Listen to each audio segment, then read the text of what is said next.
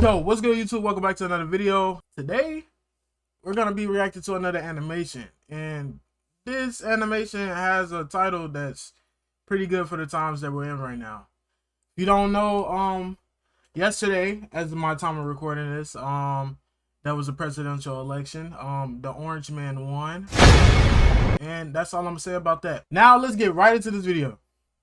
Hold on, Diddy. They just turned 18. Yeah, you can cross them off your playlist now.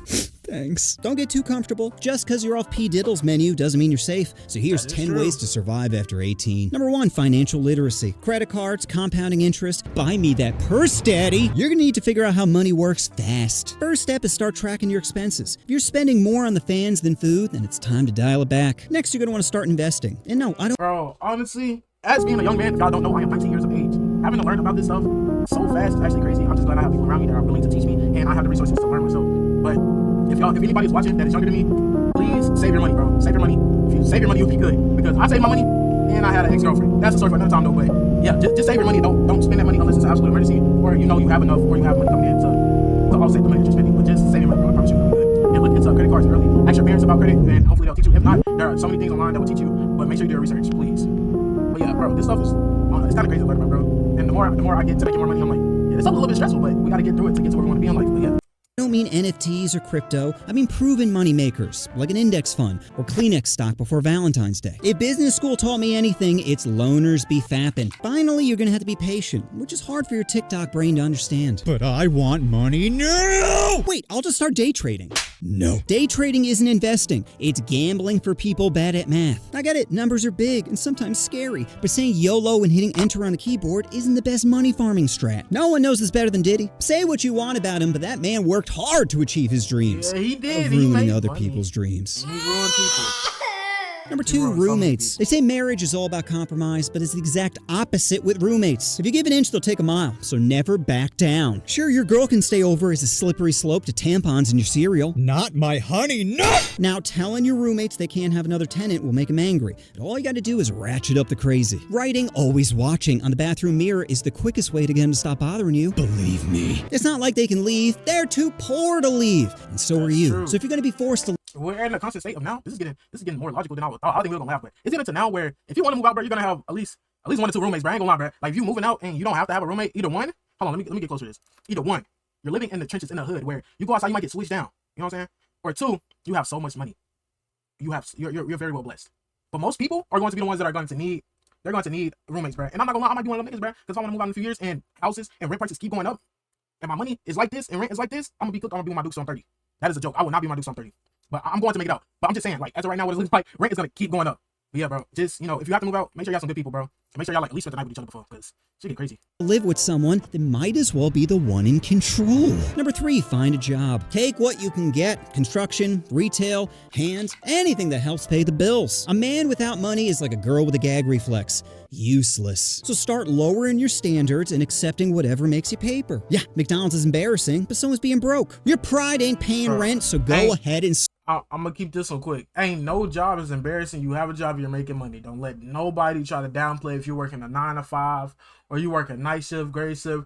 Bro, you could be working at Burger King, but just know that you have money coming in and most people don't. That is a blessing, bro. Don't let anybody down talk your job. Swallow it. Besides, minimum wage jobs teach valuable lessons, like how to steal office supplies, or how to suppress the urge of holding a Karen in the deep fryer saying, "Is this hard enough for you?" At the end of the day, you gotta do whatever it takes to survive. So push aside your ego and man up. Or man down, depending on what job you choose. Again, no judgments. Do whatever makes you money. Well, as long as it doesn't involve kids, you know? I feel like a lot of YouTubers are having a hard time with that one. Number 4, phone dopamine. You could be out living your best life, but instead you're just scrolling. Control-Alt-Deleting sections of your day. Convincing yourself, I'm being productive, I'm just checking email. No, bitch, you're checking out mentally. How much time have you spent on your phone this week? 30 hours? 40 hours? That's basically a full-time job. And all you have to show for it is a stiff neck and disappointed parents. But hey, who needs hobbies, self-improvement, and human connections when you can watch AI-generated thirst traps? Oh, Dad is home. Face it, your phone has power tower over you? How many of you wake up and mindlessly scroll before your feet hit the floor, saying just a few more and I'll stop, you fucking addict? Stop being a crackhead and start taking control. Delete some apps, set some timers, punch your homie in the dick. Do whatever it takes to limit your screen time. Because at this rate, you're not living life, you're just watching other people pretend to live theirs. Number 5, relationships. Relationships are going to be tough because girlfriends are expensive or cheap depending on the quality. What is that, a budget iPhone? Oh, I want to finger something prettier. But when you're poor, you don't have many options. It's hard to find a girl with all holes in the table when you don't have money. Sure, it's possible, but like a hole in one, it's pretty rare. So start settling for 3 numbers below your starting point. Doesn't look good in the daylight, I know, but heavy makeup in a dark nightclub can make a 4 evolve into an 8. Just whatever you do, don't settle for a fatty. Fatties tell your homies you've officially given up. Have some dignity, Patrick. Don't give me that any hole is good. If that's the case, then why not buy a light? Call it Stacy and stick it in a Zuko body pillow. No headaches and always open for business. Crazy. Sounds but, like but listen. There's nothing wrong with our bigger queens. Just like, as long as you're not, as I know I'm a bigger dude myself, but as long as you're not big to the point where I'm looking like, dang, we should be getting a TLC show in a little minute, we're good, bro. I like my women a little bit bigger though. I'm not gonna lie. As a black man, I like my women thick. I'm talking about cornbread, greens, and hot sauce. If you know, you know. But just don't. I'm gonna say this: if you're big as to the point where, that's for anybody in general. I'm not gonna lie. Anybody in general, if you're big as to the point where you can't walk, and you got people bathing you. I'm talking to you, my 600-pound life niggas. And you got people bathing you. Yeah, bro. I'm not gonna lie. You're cooked. You're gonna have to start shimmy or something, try to get your weight down. Cause hey, bro, I can still do a lot. I'm big myself. I like to eat, but I can still do a lot. Some niggas, they can't do nothing for themselves, bro. They're at the point to where they need a personal CNA just to take care of them because they like to eat 2 personal size pieces to themselves.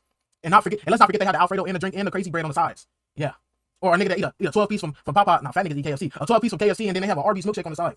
Let's not forget that. I know I'm going on a little rant and I like to yell, but I'm so serious, bro. Like if you're that big to where you need a nigga to take care of you, you're cooked. I'm not gonna lie to you, bro. Like let's just be honest with yourself. Like come on now. And that's coming from a big nigga. Like I'm not just big, but I'm a big nigga. Like you're cooked.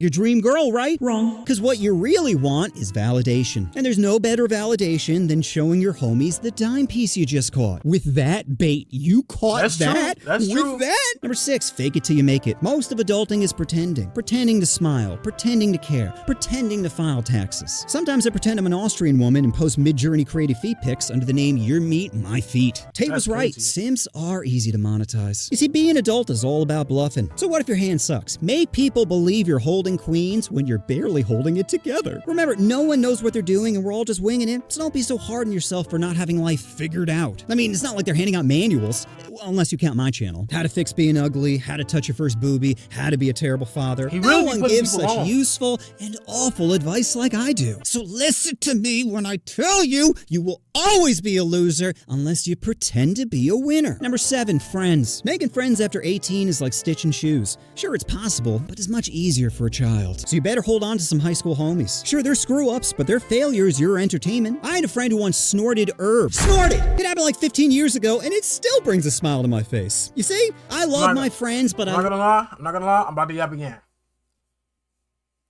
Coming from high school, let me get full screen so I can make this clip. Coming from high school, I low-key have no friends. Like, there was niggas I was real tight with, and then as soon as we graduated, we just didn't talk at all. Like, I got like three people that I really talk to outside of school that I went to high school with. Like, some people, like, we're cool. Like, you can be cool with niggas, but it's some niggas that's not really your friends. Y'all just cool, and y'all have connecting friends. Like, y'all have a friendship with the same friend, and then y'all hang out throughout that friendship.